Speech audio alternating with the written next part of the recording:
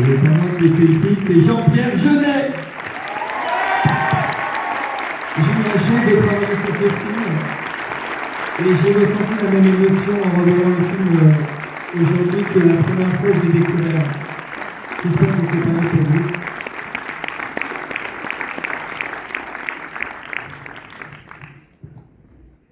Merci Jean-Pierre. On a même des beaux photos d'ailleurs. C'est pour ça que je suis venu.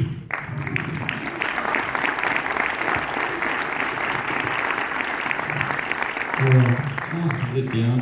Ça te fait quoi de revoir? Parce que ce film a quand même changé la vie de beaucoup de monde. Il y a quelques idées quand même. Il y a deux, trois idées. Il y a deux, trois idées. Ça te fait quoi de le revoir comme ça? Ouais, j'étais surpris du nombre d'idées. On aurait pu faire 5 films avec, en fait. On était stupides, en fait. Est-ce qu'il y a une première question? C'est toujours la première question la plus difficile. Moi, j'en ai 200. Mais avant, si vous voulez plein d'anecdotes sur le film, j'ai oublié de vous dire ça tout à l'heure, j'ai écrit un livre qui s'appelle Je me souviens 500 anecdotes de tournage. Il y en a plein sur chacun de mes films, dont Amélie. Vous trouvez ça sur Internet, c'est très sympa. C'est des toutes petites brèves de 10 lignes, vous en lisez 2-3 le matin, au petit déjeuner. Voilà. La première question, c'est toujours la plus difficile. On a un micro qui viendra vous rencontrer si vous avez une question, donc on lève la main. Par exemple, dans les anecdotes, pour vous lancer un peu, je me souviens qu'à un moment, on tournait à Montmartre, et il y a un type qui se gare juste devant la caméra et dit « Je regarde le cinéma ». Et on a dû attendre une heure qu'il veut bien redescendre pour continuer à tourner. Henri, j'ai une question là. Ah. Bonsoir. Une question toute simple, c'est un film extraordinaire, très original. Quelle est la genèse de ce projet? Comment ça vous a été présenté? Comment vous avez travaillé sur ce projet et comment ça a pris forme? Alors, il y avait quand même beaucoup de notes, il y a 25 années de notes dans l'ordinateur. Et puis un jour, je suis à Étienne Marcel, et puis je vois un truc très bizarre, un type qui est dans une caisse avec des roulettes, un cul-de-jack sans jambes, et qui avançait avec des fers à repasser. Je me suis dit, est-ce qu'il tourne le western à côté ou quoi? C'était très surprenant. Et puis je me suis dit, peut-être que ce type, en fait, il a une vie tellement misérable qu'il consacre sa vie à aider les autres en secret. Je me suis dit, oh, là, il y a une idée. J'ai remplacé le Freaks, parce que ça a déjà été fait, Freaks, par une jeune femme qui au début était plutôt une vieille fille, c'était Emily Watson, qu'on avait vu dans Breaking the Waves. Donc ça aurait été un film un peu différent. Et puis quelques semaines avant le tournage, elle a laissé tomber pour des raisons que je n'ai jamais suivies, des raisons personnelles. J'ai fait un casting, je l'ai proposé à Vanessa Paradis qui était occupée parce qu'elle faisait un disque. Je crois qu'il y a Emma De Caunes qui est venue, et la deuxième c'était Audrey Tautou. J'avais vu sur l'affiche de Vénus Beauté. Et le moment où je la découvre, c'est dans les bonus du DVD, vous pouvez le voir si vous avez le DVD. Et je lui dis, mais tu viens d'où, de quelle planète tu tombes? J'ai su en 3 secondes que j'avais mon Amélie. Merci. Une autre question? Moi, je ne saurais pas quoi me demander en même temps. Là, ici. La salle est grande, j'arrive. Je suis tout seul. Il est où? C'est où?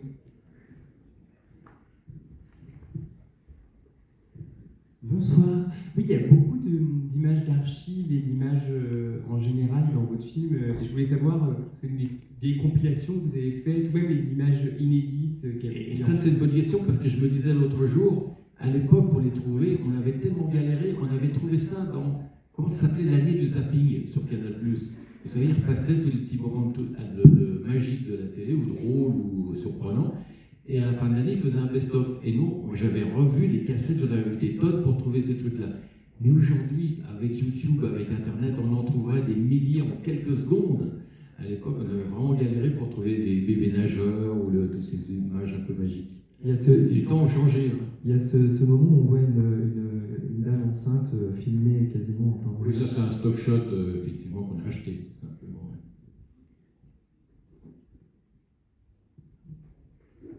Allez-y, dites-moi-le, je traduirai. J'ai un autre micro. Bonsoir. Déjà, merci pour tout ça. Alors déjà, je voudrais avouer un truc que j'ai pas vu beaucoup de vos films. C'est un peu la honte, je suis désolé. Bravo. Mais en fait, un truc que j'ai une amie qui a vu tous vos films et qui est super fan, qui me dit qu'en fait, Amélie Poulain, c'est un peu votre film un peu alien, dans le sens où c'est le film vraiment joyeux de votre catalogue, alors que tout le reste que vous avez fait, c'est super triste et déprimant. Non, c'est pas. Elle n'est pas là, votre amie? Il y a toujours de l'humour dans mes films, il y a toujours du second degré, de la distance, et des couleurs chaudes un peu. Non, mais celui-là, effectivement, le concept, et j'ai retrouvé mes notes il n'y a pas longtemps, c'était il faut faire un film positif. À l'époque, on ne parlait pas encore de feel-good movie, ce genre de truc. C'était de faire un truc positif qui donne de la joie. Et je revenais de Los Angeles, où j'avais passé 20 mois à Hollywood, et quand j'ai redécouvert Paris, je me suis dit, mais quelle est belle cette ville, je vais la montrer en la magnifiant. Donc j'ai triché, hein, j'ai enlevé toutes les voitures en stationnement, les crottes de chiens sur les trottoirs. On a un peu triché, les affiches elles sont remplacées, enfin on a fait un faux pari. Ce qu'on m'a reproché d'ailleurs, parce que c'est pas du tout du cinéma réaliste. Caro et moi, quand on travaille ensemble, ou après, on n'a jamais aimé le cinéma réaliste en tant que fabricant. En tant que spectateur, moi j'adore les films de Ken Loach par exemple, mais en tant que fabricant, c'est peut-être parce qu'on vient de l'animation, moi j'ai fait des films d'animation au début, on a envie de trafiquer la réalité, de la poétiser, un peu comme faisait Carnet Prévert, on appelait ça le réalisme poétique. Un jour, il y avait un producteur français qui s'appelait Daniel Toscan du Plantier, un producteur français, qui a vu Amélie, il a dit on dirait du Carnet Prévert avec les technologies d'aujourd'hui. Je trouvais que c'était un magnifique compliment. Donc voilà, transformer la réalité, parce que c'est pas un conte de fées, contrairement à ce que j'ai lu souvent, c'est une histoire qui pourrait être possible, mais qui est poétisée de par les dialogues, de par la musique, etc. Avec Guillaume, quand on écrivait les dialogues, de temps en temps, je lui disais, il faut qu'on reprévérise, on est trop réaliste. Voilà, moi, je suis un grand fan de Carnet Prévert, j'ai toute une collection, et voilà, je suis un petit peu, j'espère l'héritier un petit peu de Carnet Prévert. Et aussi, j'aurais une deuxième question, si c'est possible. En fait, je me demandais, genre, quand vous avez fait le film, vous avez pensé au film, c'était qui les influences visuelles premières qui vous sont venues? Voilà, Carnet Prévert, les douaneaux sans doute, et puis sûrement plein d'autres choses. Et, vous savez, on n'invente jamais rien, on se nourrit de tout ce qu'ont fait les autres avant. Aujourd'hui, on parle beaucoup d'intelligence artificielle, et on dit oui, mais l'intelligence artificielle ne va ne faire que piquer ce qui existe déjà. Mais nous, les artistes, je déteste ce mot, enfin, les artisans, on fait pareil finalement, on s'inspire de Buster Keaton, de Tex Avery, de tout ce qu'on a aimé, de Coufflet, voilà, et on mélange tout ça, on en fait un truc, un autre va le prendre, va le mélanger avec autre chose, et c'est comme ça que les choses avancent en fait. Alors il y a peut-être les primitifs, quand vous voyez les peuples de l'homo, les maquillages de ces gamins qui vivent au milieu de l'Afrique et qui n'ont rien, alors, eux ils n'ont pas de référence, ils n'ont pas internet, ils n'ont rien, ils ont quelques couleurs qu'ils trouvent dans la nature, eux oui c'est vraiment de l'inspiration sans influence, mais c'est plutôt rare en fait.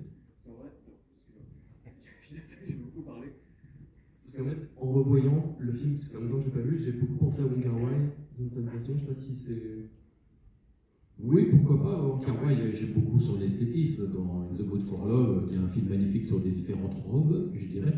C'est de la musique et tout, c'est magnifique, hein, j'adore. Je l'ai rencontré, mais il a toujours des lunettes noires, j'ai jamais vu ses yeux, donc je n'ai pas su ce qu'il pensait en fait. Est-ce qu'il y a Lui, il a un don en particulier, c'est qu'il rend magnifique des choses laides, des bureaux, des trucs, des appartements moches, il les rend vraiment très très beaux. C'est un super bon. Est-ce qu'il y a une autre question? Bonsoir, je suis ici devant. J'ai une question, c'est très anecdotique. Je suis très content d'avoir vu ce film que je n'avais pas vu depuis qu'il était sorti, donc ça faisait un moment.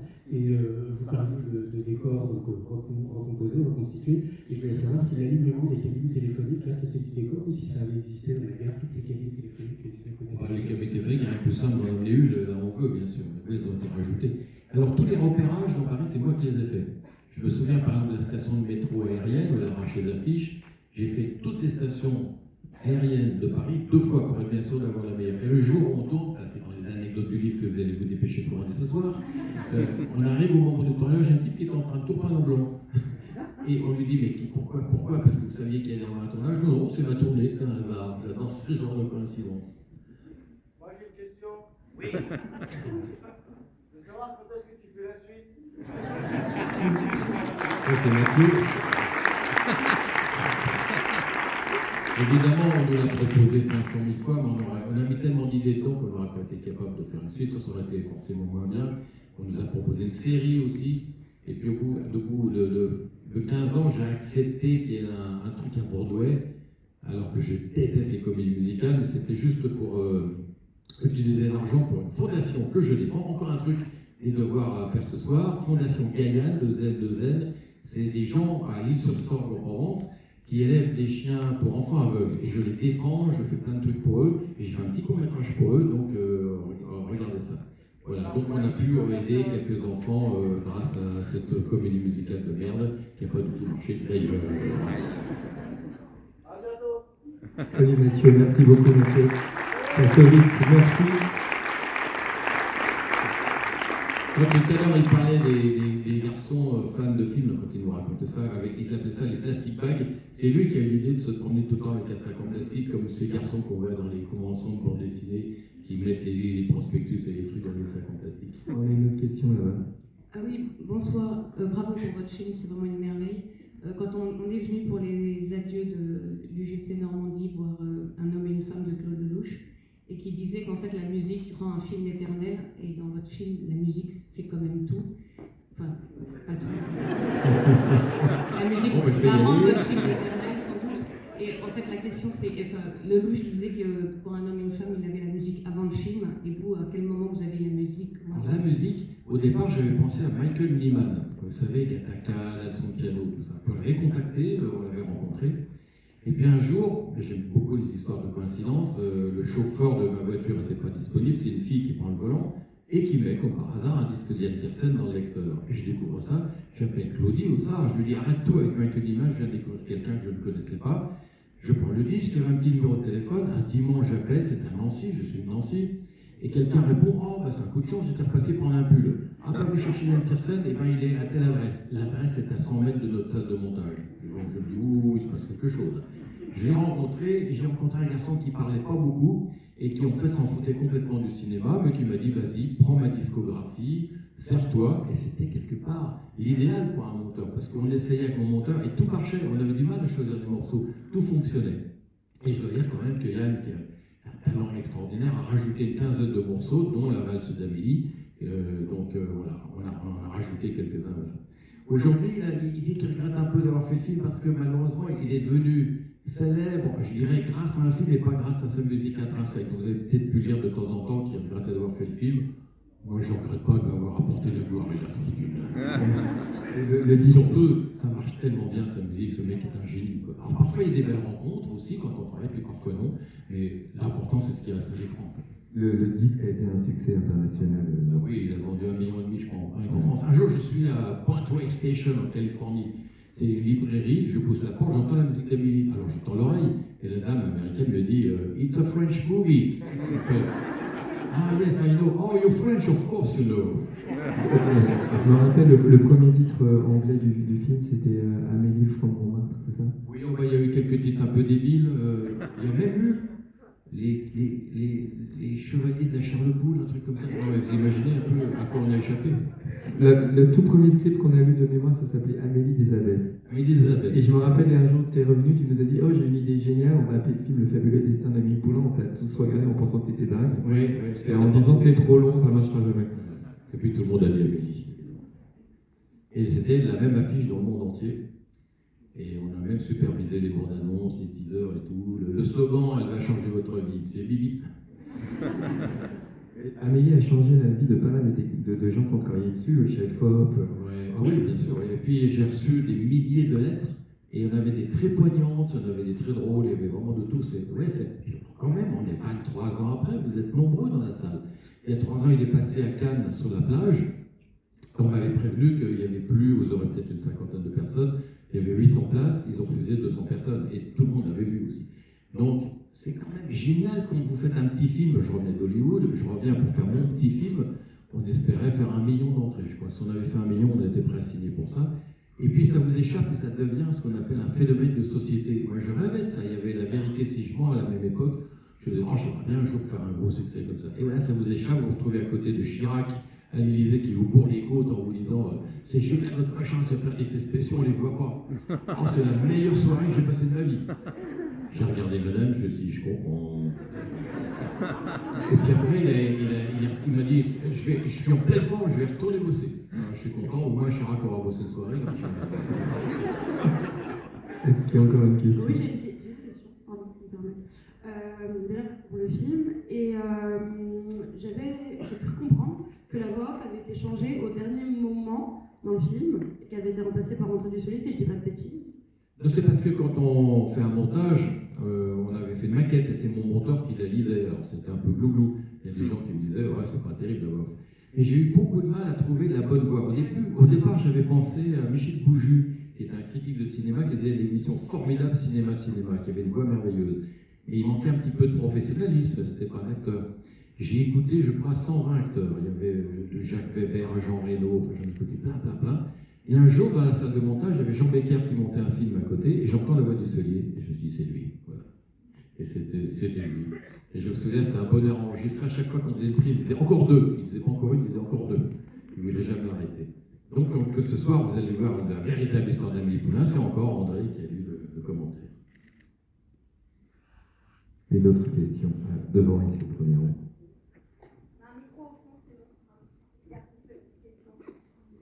Allez-y, alors, une première question au fond. Okay. C'est une grande dame qui m'a posé une question. Je suis très émue parce que je pense que c'est la 20e fois que je le vois. Et surtout parce que je suis avec mes enfants de 8 et 11 ans qui l'ont découvert ce soir. Et mon fils a une question dont je n'ai pas la réponse. Pourquoi Amélie et pourquoi Poulain?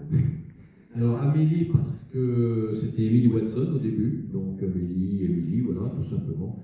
Poulain, parce que je vais souvent chercher dans les films des noms qui font penser à notre enfance, avec le chocolat Poulain, Potin dans une délicatessen, vous voyez, les plaques émaillées de l'époque, c'est tout simplement ça. Et le problème, c'est qu'il y avait, je crois, une ou deux vraies Amélie Poulain en France. Et il y en a une, la pauvre, on l'avait fait venir à la première. Je pense que sa vie a dû être un peu chamboulée quand même. Quand elle dit je m'appelle Amélie Poulain, on doit lui dire ouais, c'est ça. Et moi, c'est pareil, à chaque fois que je passe devant le café de Poulain, j'ai 1000 anecdotes. Un jour, il y avait une classe de jeunes enfants et l'institutrice était belge. Et je m'approche d'elle et en focus, je lui dis mais comment osez-vous montrer un café à de si jeunes enfants? Elle me dit mais monsieur, c'est là qu'a été tourné Amélie Poulain. Je lui dis mais non. Elle me dit monsieur, je vous assure. Et puis il y a la fameuse histoire, parce qu'il y a encore aujourd'hui des photos toutes les 4 minutes du café, c'est incroyable. Et un jour, j'ai rendez-vous avec Jodie Foster pour le dimanche de fiançailles. Je raconte un milliard de fois cette histoire. Et donc on attend dehors un taxi, on ne la reconnaissait pas vraiment, elle n'était pas trop maquillée, tout ça.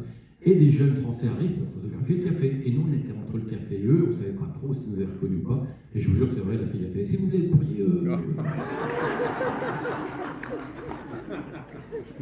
Et à chaque fois que j'essaie de dire à quelqu'un, vous savez, j'ai fait le film, vous faites ouais, c'est ça. Ouais. Je n'essaye plus. Je passe à travers les groupes sans rien dire, incognito. Ici. Oui, allez-y. Oui. Bravo pour votre film et je voulais savoir d'où vous sont venues toutes ces idées de thèmes, de petites folies du film, et tant au niveau de l'histoire du scénario que de la réalisation. Mademoiselle demande d'où sont venues toutes les idées.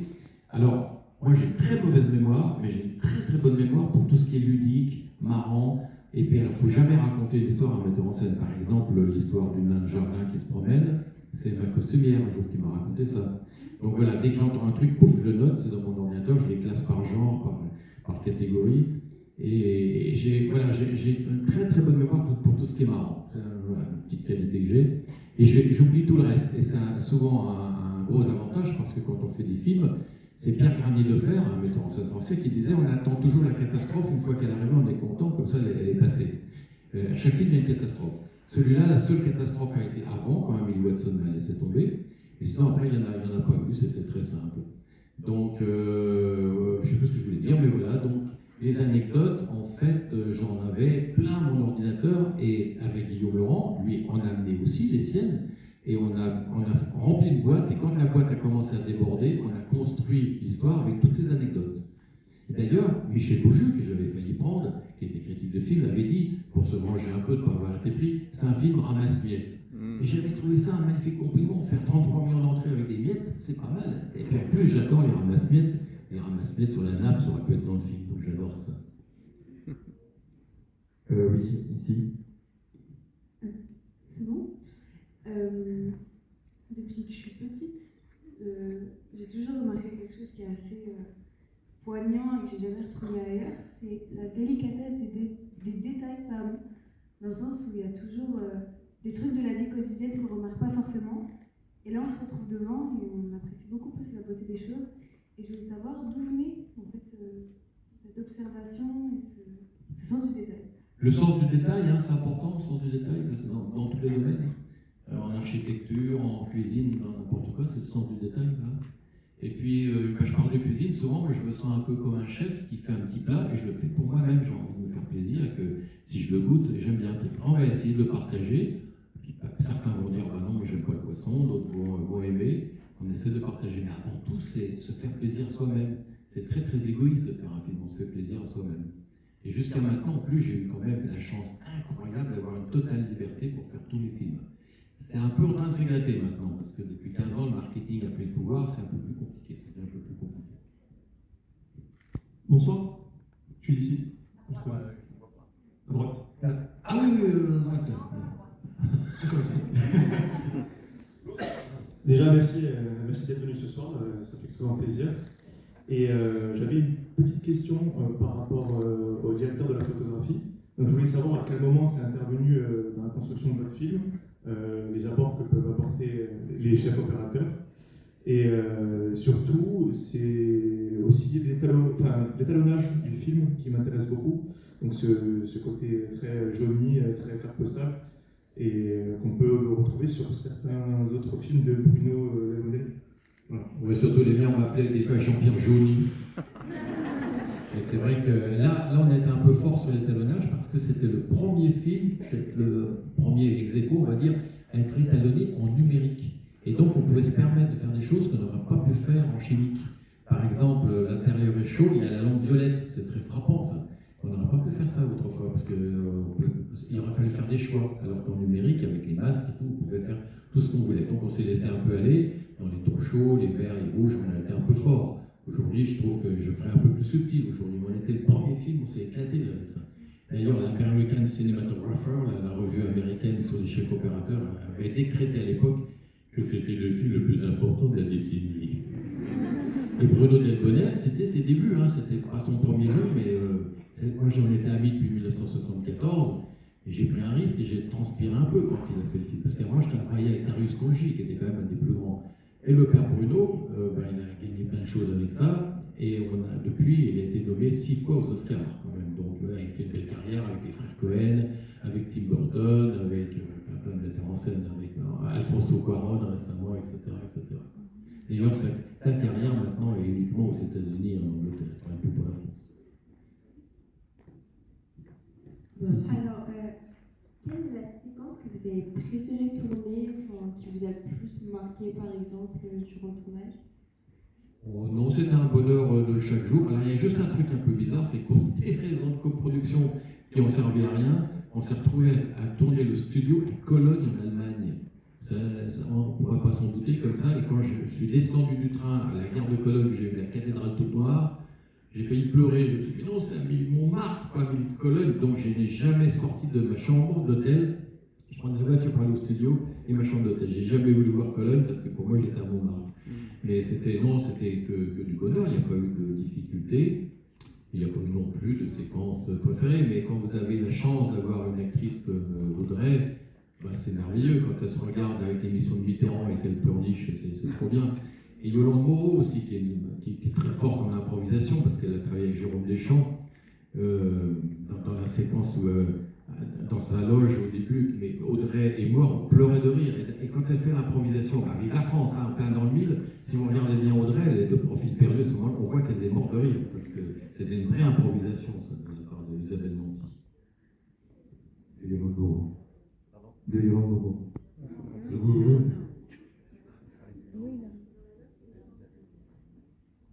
Isabelle Nanty, ça c'est l'improvisation, vive la France quand elle reçoit la tasse de café sur les genoux, et Yolande Moreau qui joue la concierge, bien sûr. Moi je suis toujours présent au casting. Alors il faut avoir une idée un peu précise dans la tête. Je prends un exemple qui avait un peu choqué à l'époque. C'est le contrôleur du train qui dit « Ticket s'il vous plaît ». J'en ai vu une vingtaine d'acteurs pour choisir celui-là. Alors il y en a qui repartent en disant « Mais quoi, il s'imagine qui il est pour faire un casting pour dire « Ticket s'il vous plaît ». Ah oui, mais je n'avais pas exactement la couleur que je voulais. Et contrairement à des metteurs en scène comme Francis Weber qui oblige les acteurs à jouer comme lui, moi je ne veux pas faire ça parce que les acteurs sont des interprètes, pas des singes. Donc je tiens à trouver l'acteur qui a la parfaite couleur que je mets dans la tête.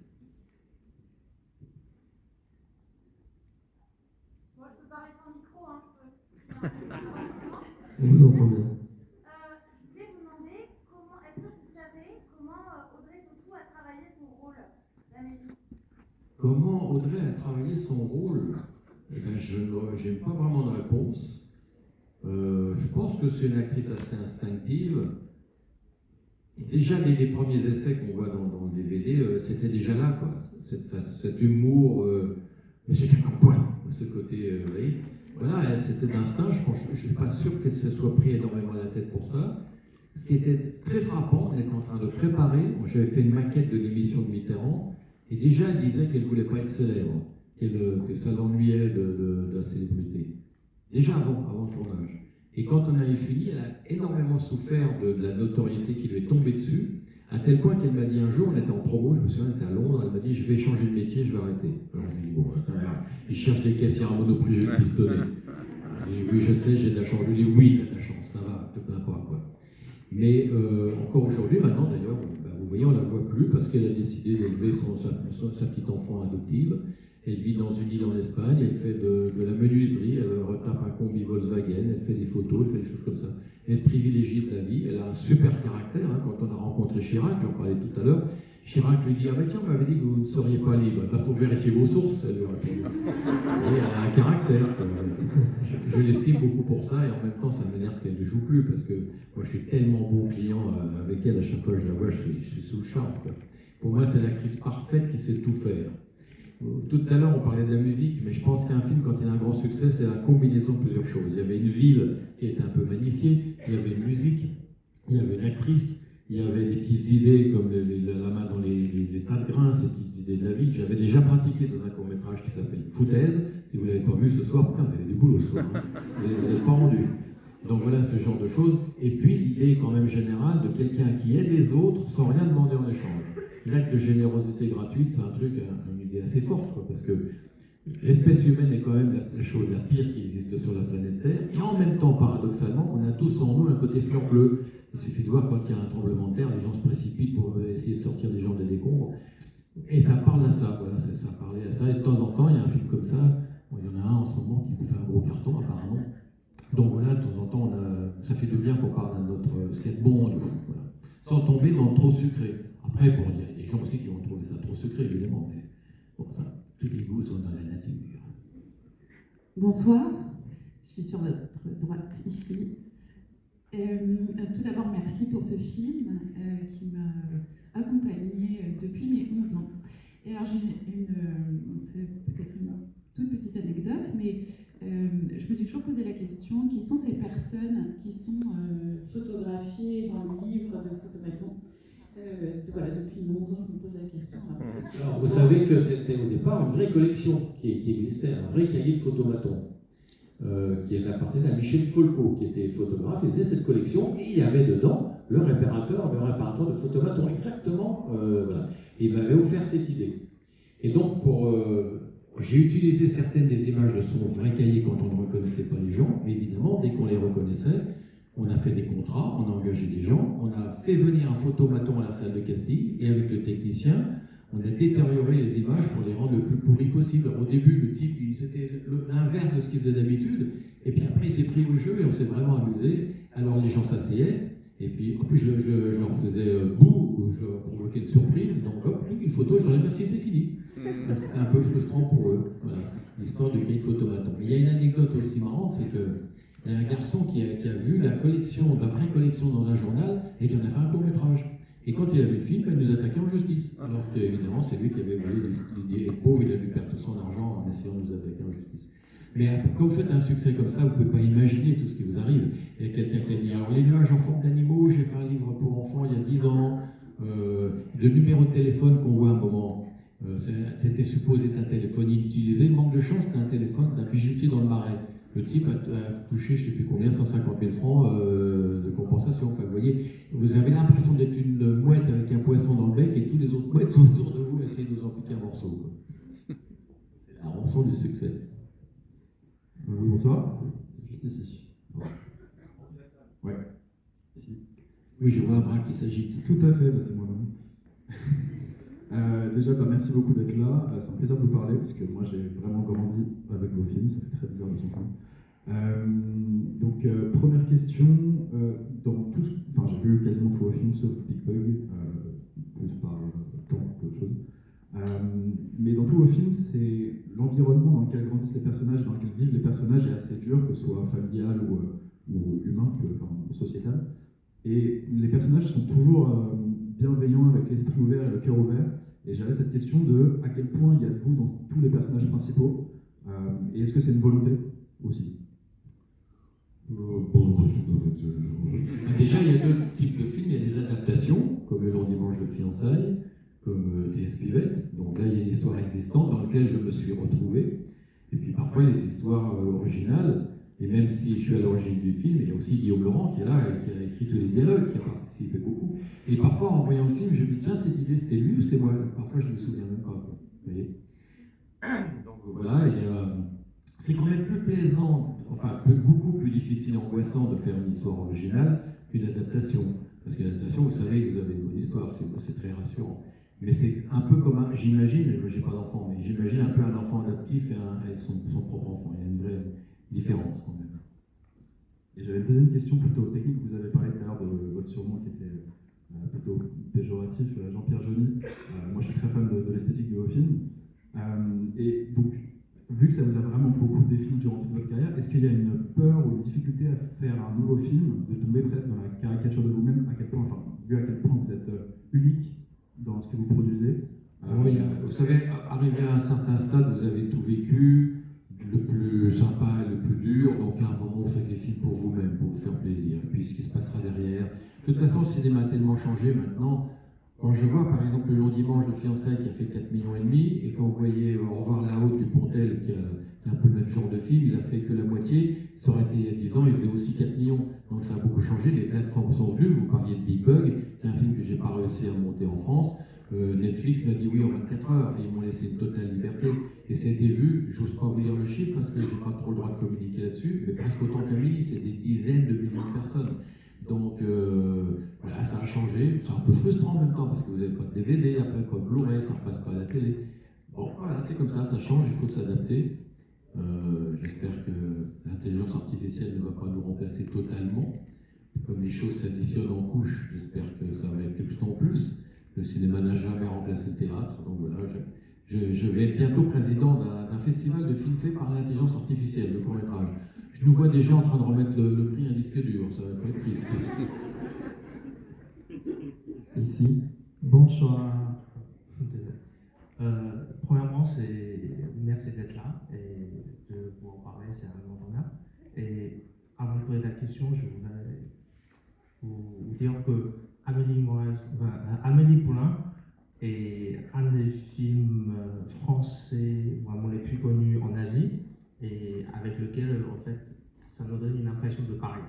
Et en parlant de ça, justement, le Paris que vous avez présenté dans le film, c'est un Paris que vous imaginez ou c'est le Paris que vous avez dans vos souvenirs? Alors, en Asie, j'ai une anecdote très un jour, je suis à Pékin, et dans un magasin de vidéo, et je vois un film qui s'appelait Le battement d'aile du papillon, qui était un film avec Audrey Tautou. Et pour le vendre plus, vous avez marqué Amélie 2, et au dos, c'était un film avec Bruce Willis produit par Walt Disney. Alors mon copain qui parlait chinois, il lui dit c'est le metteur en scène. Et là, ils ont fait cadeau, cadeau, cadeau. C'était un truc pirate, évidemment. Ouais. Et la deuxième partie, c'était quoi déjà? J'ai eu une mémoire de poisson rouge. J'ai un peu répondu tout à l'heure, c'est-à-dire qu'après Los Angeles, j'ai vu comme Paris était beau, mais on l'a vraiment modifié, on l'a triché, quoi. On l'a vraiment transformé. J'ai enlevé les crottes de chiens, les voitures en stationnement et tout ça, quoi. Et Kassovitz, tout à l'heure, me disait encore, pourquoi la coccinelle bleue? C'est vrai qu'à un moment, il y a une voiture, une Volkswagen bleue, elle frappe tout le monde. En fait, c'est parce que j'avais demandé une voiture en stationnement et arrivé une coccinelle bleue, donc je trouvais qu'elle pétait bien en couleur, et pourquoi pas. Mais alors, cette voiture a été l'objet de 1000 questions à chaque fois. Oui, bonsoir.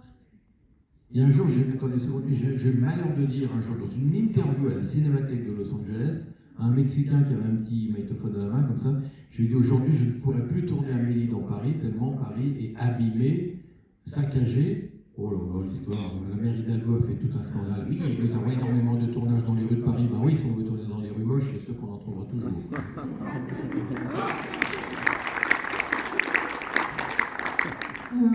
bonsoir. Je voulais juste vous poser une question par rapport au personnage. C'est qui a inspiré le personnage d'Hippolito?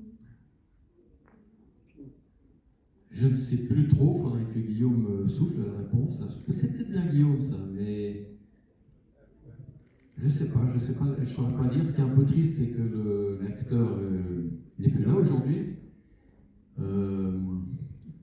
J'ai senti dans cet acteur, là je parle du comédien, qu'il y avait une faille, une fragilité, et je ne me suis pas trompé, et c'est probablement que cette fragilité était vraie, et quand il nous a quittés, je pense qu'il s'est suicidé. En fait. Ouais, le personnage d'où il vient? C'est bon. Oui, pour répondre sur Hippolito. Hippolito, c'est vrai que le manuscrit qui promène un moment, c'est un manuscrit que moi-même, je n'avais pas réussi à faire publier. J'avais un dossier d'une vingtaine de lettres de refus d'éditeurs, donc il y a quelque chose d'un petit peu personnel, c'est un petit peu mon personnage autobiographique dans le film Hippolito, bien sûr. Oui, enfin, sauf que c'est un écrivain raté, que tu n'as pas trop raté ta vie, quand même. Oui, c'est Amélie qui a changé ma vie, évidemment, c'était marqué sur l'affiche. Vous savez que le film est ressorti aux États-Unis pour la Saint-Valentin, on a refait, je crois, une 50aine de milliers d'entrées, je crois. Et au Japon aussi, il a refait 35 000 entrées. C'est quand même incroyable qu'un film ressorte 23 ans après, comme ça, il refasse des entrées. Quoi. Bonsoir, je suis Laro. Moi j'avais une question surtout sur le physique d'Amélie, sa coiffure qui est, je pense, reconnaissable dans le monde entier. Qu'est-ce qui a inspiré ce look qui est tellement iconique maintenant? C'était une idée de John Doley, qu'on appelle le coiffeur des stars et la star des coiffeurs. Et c'est lui qui a trouvé ça. Et alors un jour, je revois Léon de Luc Besson. Et à ma grande surprise, Nathalie Portman était coiffée comme elle, en fait. Alors je ne sais pas si John Doley s'en est inspiré, mais j'ai découvert ça avec stupéfaction des années après. Qui était une coiffure assez dure à maintenir d'ailleurs. Quand John n'était pas là, c'était son assistante. Il y a quelques plans où elle est un peu limite, la coiffure. Oui, bonsoir. D'abord, merci de pouvoir avoir cet échange-là. Ce cinéma va peut-être disparaître, mais le vôtre, de film, reste encore là. On le voit bien ce soir. Moi, je suis content d'avoir amené mes deux ados de 17 ans. Pareil que la dame, je parlais de partir avec ses enfants jeunes. Ils n'étaient pas nés quand j'ai vu votre film. Et quand on a vu ce film-là, je leur ai dit il n'y a pas moyen, vous venez avec moi, on va le voir ce soir. Et ils sont tous les deux très émus. Ils ont adoré, ils viennent me le dire. En général, c'est une génération qui dit s'ils aiment ou pas. Hein, donc je leur propose plein de choses, ils sont assez cash. Moi, j'ai une petite question toute simple. Dans le supplice que subit Collignon, qui pour moi est un des passages les plus réussis, c'est tendre et en même temps c'est méchant et en même temps il mérite ce qu'il reçoit. Est-ce que vous aviez d'autres petits pièges que vous avez tournés ou des idées de petits pièges que vous n'avez pas filmés et qui ne sont pas dans le film et qui sont peut-être sur de votre tête? Non, parce que généralement je tourne utile, hein, oui, d'accord. Je la poubelle. Mais par contre, il suffit que je pense à certains critiques et il y a plein d'idées qui viennent hein, comme ça. On ne demandera pas les noms des critiques. Je suis juste à côté, je suis la fille du monsieur. Ouais. J'ai 17 ans et c'est la première fois que je vois ce film, il est incroyable.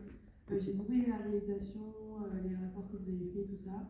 Et je voulais savoir, ça serait quoi le conseil que vous donneriez à un adolescent de nos jours pour travailler dans le cinéma et plus spécialement dans la réalisation?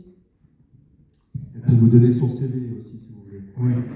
Aujourd'hui, il y a un avantage par rapport à moi quand j'étais jeune, c'est que nous, c'était compliqué. Il fallait de la pellicule, des caméras, il fallait les envoyer à développer. Aujourd'hui, avec un téléphone et un ordinateur, vous faites un film presque professionnel. Donc, les moyens sont plus faciles. Après, les idées, c'est toujours ce qui est le plus difficile à avoir. Donc, le conseil, allez-y, faites des films. Just do it, éclatez-vous. Et puis si un jour vous avez du talent, eh ben, peut-être que ça se verra et que vous ferez des films plus professionnels.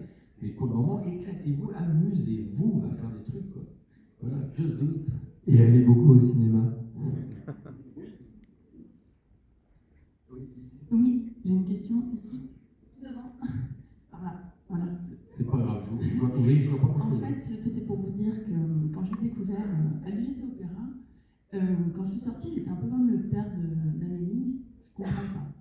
Et puis le film a mûri et a apporté quelque chose d'inattendu, vraiment d'émerveillement, de fabuleux. Et je voulais savoir si vous, de votre côté, ce film avait apporté quelque chose d'inattendu, ou avait fait grandir quelque chose en vous que vous ne soupçonnez pas. J'étais un peu vacciné contre la grosse tête, par ma mère qui était l'hypochondriaque du film.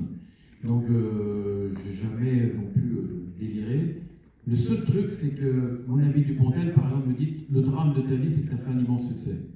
Et je vois ce qu'il veut dire, mais c'est quand même un drame que je souhaite à beaucoup, franchement. Surtout qu'au départ, c'était, voilà, comme je l'ai dit, un petit film destiné à faire 1 million de spectateurs. Mais c'est vrai qu'on s'habitue quand même à avoir un grand succès, surtout derrière. Le Long Dimanche a fait 4,5 millions d'entrées aussi. Et on aimerait que ça soit comme ça à chaque fois. Évidemment, là, ça ne marche pas comme ça, la vie. Une carrière est faite de haut et de bas, de succès, de moins. Encore que, moi, j'ai pas trop à me plaindre. Le pire échec de ma vie, c'est 700 000 entrées avec T.S. Aujourd'hui, c'est considéré comme un vrai succès. Mais voilà, mais on s'habitue à avoir tout. À chaque fois, c'était des bonnes nouvelles et encore des bonnes nouvelles. Tous les jours, avec Brigitte Massoni, qui a financé ce film, avec UGC, c'était que des bonnes nouvelles. Surtout que c'est un film qui a failli ne jamais se faire. Personne n'en voulait. Il s'est fait refuser par tout Paris. J'étais chez Pathé, et Pathé avait demandé à ce qu'on réduise le budget. On ne parvenait pas. Ils m'ont viré. Ça a été très douloureux pour eux quand ils ont vu le succès. Et un jour, on l'a envoyé un vendredi soir chez UGC à Brigitte Massoni. Et mon agent me dit, si elle dit non, c'est fini, Jean-Pierre, le film ne sera jamais. Et j'attends le lundi matin avec impatience. Et le lundi matin, elle me dit, j'ai pas osé t'appeler pendant le week-end, mais c'est génial, viens, on le fait. Donc ça s'est fait grâce à elle. Mais vous voyez à quoi ça tient, ça tient pas grand-chose qu'un film se fasse ou pas. Bonsoir. Je sais pas si vous voyez. Déjà, merci pour le film et pour votre présence. C'est la première fois pour moi aussi. Je voulais savoir, vous avez évoqué l'IA il y a quelques questions, qui a été moquée gentiment par votre collègue Quentin Dupieux récemment. Et qui Quentin Dupieux. Oui. Un autre gars, je ne sais pas si vous voyez qui c'est.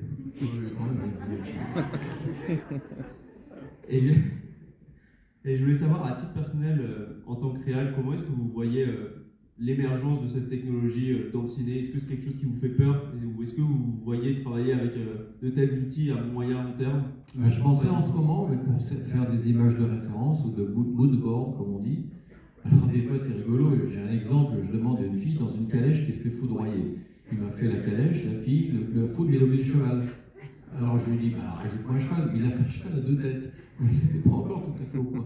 Moi je suis fasciné par ça, parce que comme j'ai 70 ans, je me suis pris un coup de pelle l'autre jour, j'ai pris 70 ans. Et donc, c'est trop tard, j'ai pas peur, parce que ma carrière est quand même plus derrière. Mais j'aurai 30 ans, je pense que je serai un peu inquiet quand même.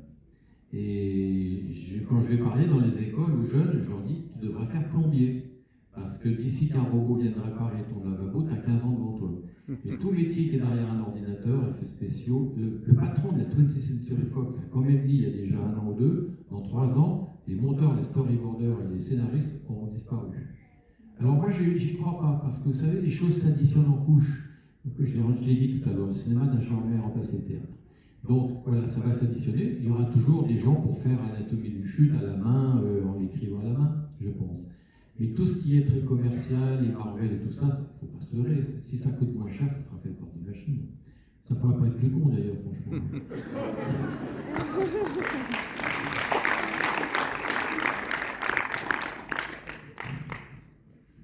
Est-ce qu'il y a encore une dernière question? Vous avez été très créatif. Par ici. Ici, alors bonsoir, merci beaucoup pour ce film. Ça m'a ému, ça m'a rappelé des souvenirs. J'entends souvent, vous voyez, s'il y a DVD, c'est le film préféré de Noël.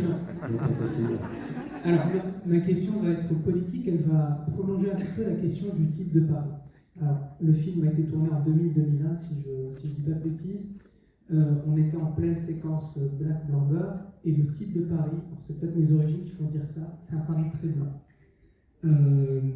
En tout cas, c'est comme ça que c'est pas comme ça que je l'ai perçu quand je l'ai vu quand j'étais ado, mais aujourd'hui, on se rend compte que c'est quand même un Paris très blanc, que Montmartre, c'est un film très blanc. Très blanc, ah oui. Oui, c'est vrai que jamais tout le monde pense qu'il est suédois. Non. Alors, je m'attendais à ça, y compris Jamel. J'ai l'impression qu'au prénom, il joue pas forcément une personne d'origine marocaine. Alors, le prénom, excusez-moi, je vais répondre à ça. Le prénom, c'est lui qui l'a choisi. Oui, il choisit ce qu'il veut. En tout cas, c'est l'image qu'on a perçue. Là, c'est pas... Donc, sans pour autant tomber dans les quotas débiles de Netflix. Vous avez parlé de Netflix, je ne suis pas du tout partisan de ça. Il y a quand même cette image d'un Montmartre, enfin de Paris, mais d'un Montmartre en particulier, qui est très fantasmé aujourd'hui et qui expliquerait peut-être aussi le succès que ce film a eu, notamment aux États-Unis. Ça renvoie une certaine image de Paris. Certes, vous avez dit vous-même que c'est un Paris magnifié, différent, fantasmé, mais en tout cas, c'est la perception qu'on a de ce film, que j'ai pas du tout eu quand j'ai regardé le film quand j'étais adolescent. Oui, si vous regardez quelques photos bâtons, il y a plein de blagues, il y a plein de gens de couleur, mais quand on ne veut pas les voir, c'est sûr que si vous faites allusion à ce critique qui en avait parlé à l'époque, effectivement, oui, on peut voir les mêmes partout. Mais non, moi je choisis les gens pour leur talent, ni pour leur orientation sexuelle, ni pour leur couleur de peau, juste pour leur talent. Donc je choisis la meilleure personne la plus adaptée pour le rôle, voilà, c'est pas plus compliqué que ça.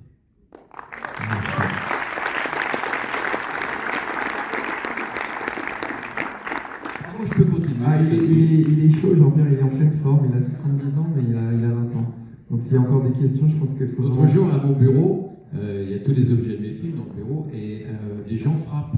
C'était un couple, c'était un Chilien et une Espagnole, et ils avaient une petite fille qui avait 5 ans, et elle avait vu l'affiche dans le bureau. Ils m'ont dit, elle voit Amélie tous les jours, à 5 ans. Wow. Alors, elle a vu les objets, il y avait le cochon-lampe, le nain de jardin, tout ça. Et il lui dit, c'est le monsieur qui a fait Amélie. Mais elle me regardait, elle ne comprenait pas. Amélie, il y a 5 ans, elle existe. Pourquoi il a fait Amélie? Et pourquoi les objets sont là? C'était bizarre pour elle. Donc j'ai vu des mains se lever encore, ici. Là, j'avais une question concernant la jeune actrice qui joue la petite Amélie. Comment vous l'avez trouvée? Est-ce que vous l'avez castée après avoir trouvé Audrey Tautou? Je ne me souviens pas, mais on fait un casting d'enfant. Et puis comme elle était toute petite, je me souviens qu'au début, il faut lui dire, alors on va dire moteur, puis après on va dire action. Alors on dit, est-ce que tu es prête? Oui, je suis prête. Il y avait tout un petit protocole comme ça qu'elle a absorbé très rapidement. Et je l'aurais vue à Sao Paulo, elle vivait au Brésil, je crois qu'elle est rentrée en France maintenant. Et elle est adulte, et donc ça m'a fait drôle de voir une jeune femme venir me voir et me dire, je suis Amélie. Je dis, ben non, mais ça c'était moi, Amélie petite. Donc c'est un joli moment. Et dans cette même journée, il y avait une fille qui m'a fait dédicacer son bras, je crois. Et le soir même, elle m'a envoyé la photo, elle s'était fait tatouer la dédicace. Ça fait un petit peu peur. J'ai encore une question là-bas, je vois. Ici. Bonjour. Le photomaton a une place particulière dans le film. Est-ce qu'il y a une symbolique, un message que vous avez voulu passer, ou c'était pareil, une idée que vous avez notée au hasard? Je l'ai dit, c'était une vraie collection qui appartenait à Michel Folco. Il me l'avait offert, cette idée. Et donc, ça fait partie des anecdotes comme le nain de jardin, comme toutes ces histoires un peu marrantes, un peu ludiques, que je me suis fait un plaisir de remettre dans le film, qui font partie de ma collection. Et j'en ai encore plein d'autres idées comme ça. Alors, je suis ici avec ma sœur de 14 ans et j'ai moi-même 19 ans, donc on n'était pas tous les deux pas nés quand ce film est sorti. Merci de nous le rappeler. Et je voulais vous demander, est-ce que vous pensez que ça va encore toucher beaucoup de générations après nous, ce film? Dans la mesure où ça dure depuis 23 ans, il n'y a pas de raison que ça ne continue pas. Je ne vois pas pourquoi ça s'arrêterait d'un seul coup. Donc, oui, il y a des thèmes universels dans le film, comme la solitude dans la grande ville, la rencontre amoureuse, le fait d'aider les autres. Et c'est des thèmes, je pense, qui sont un peu, sans faire des grandes analyses, assez universelles et dans lesquelles n'importe qui peut se retrouver. C'est pas par hasard si le Café Les Deux Moulins est plein de japonaises aujourd'hui qui viennent et qui font le tour de tous les décors du film. Et un jour, il y en avait 4 qui étaient là, et il y a l'affiche que j'ai dédicacée dans le café, et mon assistante me dit, vas-y, fais un truc, alors je dédicace la nappe sans rien dire. Elle me regarde un peu comme ça, puis je lui montre l'affiche. Et c'est que j'ai fallu que je me sauve en courant, je devenais hystérique. Est-ce qu'il y a encore une ou deux questions? Oui, ici. Allez-y. Est-ce que vous pouvez parler sans micro?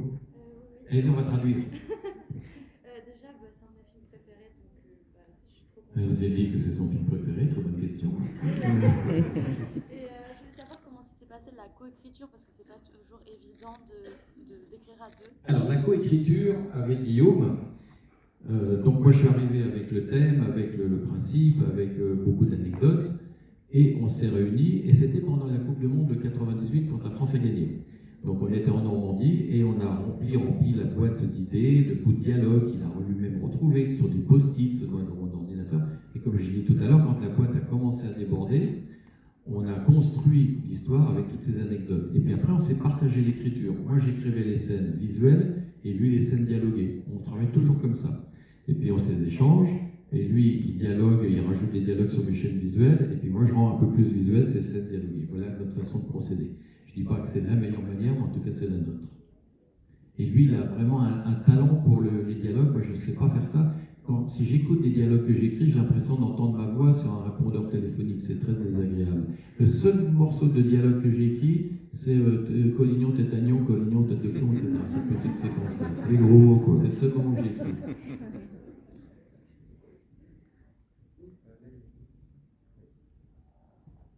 Déjà, je vous remercie pour votre film qui m'a profondément marqué. Et j'ai acheté il y a quelques mois un album qui retranscrit à la fois en livre et qui reconstitue de l'autre les lieux les plus... Vous parlez du livre d'Amélie, avec les pages qui se déplient, tout ça? Exactement. Et je me demandais si c'est aussi votre volonté de le créer ou si... Oui, on a supervisé le bouquin, c'est mon ami Phil Cazoar qui l'a fait, ce livre. On avait envie de faire un beau livre, on avait eu plein de propositions, évidemment, à la sortie, et on l'a fait avec amour, en prenant notre temps. On n'a pas fait un produit vite fait, bien fait. Et ce livre s'est vendu à presque 100 000 exemplaires, donc ça a été un joli succès, qui a prolongé le film, comme ça. Je suis au premier rang à gauche. Moi, j'avais juste une question. Quels sont vos projets? Parce que c'est vrai qu'on... Alors, j'ai deux projets. Je suis en train d'adapter depuis 3 ans déjà un livre de Valérie Perrin qui s'appelle Changer l'eau des fleurs. Quelqu'un l'a lu? Oui. Ça s'est vendu à 4 millions d'exemplaires. Alors, voilà. Et c'est une histoire, c'est un portrait de femme, c'est beaucoup plus réaliste, c'est magnifique. Et donc j'espère arriver à terme et arriver à tourner ce film, parce qu'aujourd'hui rien n'est sûr, hein, c'est tellement compliqué maintenant. Et puis j'ai acheté les droits aussi d'un autre livre du garçon qui a eu le prix Goncourt cette année, Jean-Baptiste Andréa, ça s'appelle Les Diables et des Saints, et ça se passe dans un orphelinat dans les années 60, et c'est super aussi. Donc voilà 2 beaux projets d'adaptation, parce que je me sentirais un peu moins aujourd'hui de faire une histoire totalement originale. Merci. Bon. Qui Ouais, Qui ouais. Oui, bonsoir. Le film est une vraie réussite, mais moi, ce que je préfère particulièrement sont les seconds rôles. Je pense qu'ils ont été choisis avec soin. Est-ce qu'il y a un second rôle qui a été plus difficile à caster et un qui vous est paru comme une évidence? Non, mais moi j'aime beaucoup, comme je disais, le cinéma de Carnet Prévert. À l'époque, il y avait tous ces acteurs de second rôle qu'on retrouvait de film en film, qui avaient des tronches, c'était des acteurs de composition, ils avaient des tronches, c'est un régal, quoi. Les Jules Berry, les Saturnin Fabre, les Michel Simon, tout ça. Là, je parle des plus connus, mais même dans les petits rôles, il y en avait plein. Et j'essaie, moi, de retrouver cette tradition avec Rufus, avec Dominique Pinon qui était là, avec tous les autres, qu'on retrouve dans tous les films. Parce qu'il y a un côté famille, et puis j'adore ces acteurs avec des tronches, j'adore ça. Donc je porte beaucoup d'attention, comme je disais, ticket s'il vous plaît, j'en ai vu 20, alors que monsieur a juste une phrase. Donc je fais des vrais castings pour chaque petit rôle, c'est très important pour moi. Et les courtes focales, il faut encaisser la courte focale.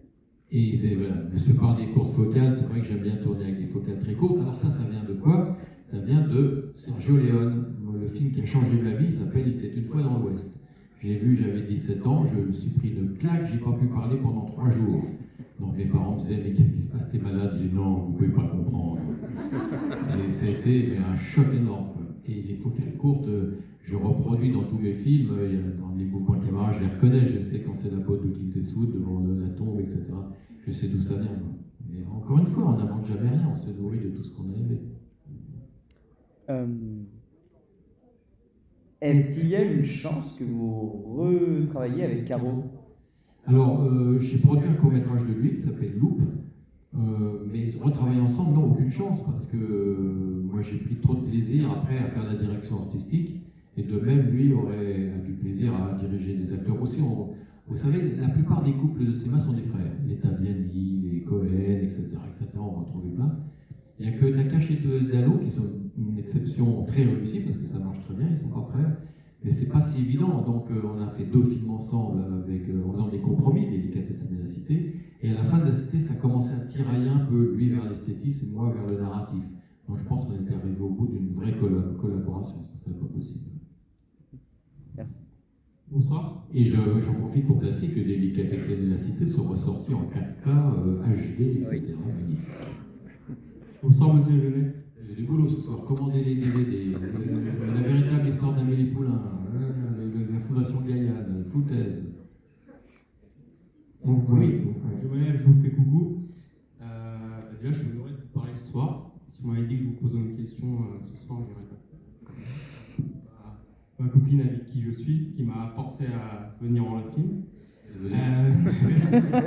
Elle a du goût. Un magnifique film. Il y a vraiment un thème qui ressort, je trouve, c'est le thème de la solitude dans ce film. Et finalement, je voulais savoir, alors c'est une question très large, mais quel était le message premier que vous vouliez transmettre dans ce film? Est-ce que c'était égayer la vie des gens de manière générale ou sortir de sa solitude en allant vers les autres? Déjà, je déteste le mot message. Truffaut disait « j'ai rien à dire, mais j'ai beaucoup d'histoires à raconter ». Hitchcock, lui, disait, il y a des gens qui racontent des tranches de vie, moi je préfère les tranches de gâteau. Voilà, c'est ma philosophie, c'est de faire des films pour le plaisir, pas de message. Mais par contre, le thème de tous mes films, ça c'est vraiment une coïncidence, c'est le petit poucet. C'est-à-dire c'est un personnage qui est un enfant, soit pour de vrai, soit dans sa tête, et qui lutte contre un monstre. Alors dans Amélie, c'est un peu moins évident, le monstre c'est l'introversion, quelque part, la solitude et l'introversion.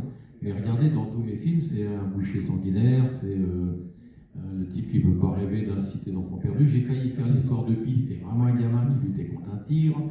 Même Alien, des petits robots comme Winona Ryder qui luttent contre les monstres baveux. Enfin, c'est le thème de tous les films, le petit pousset.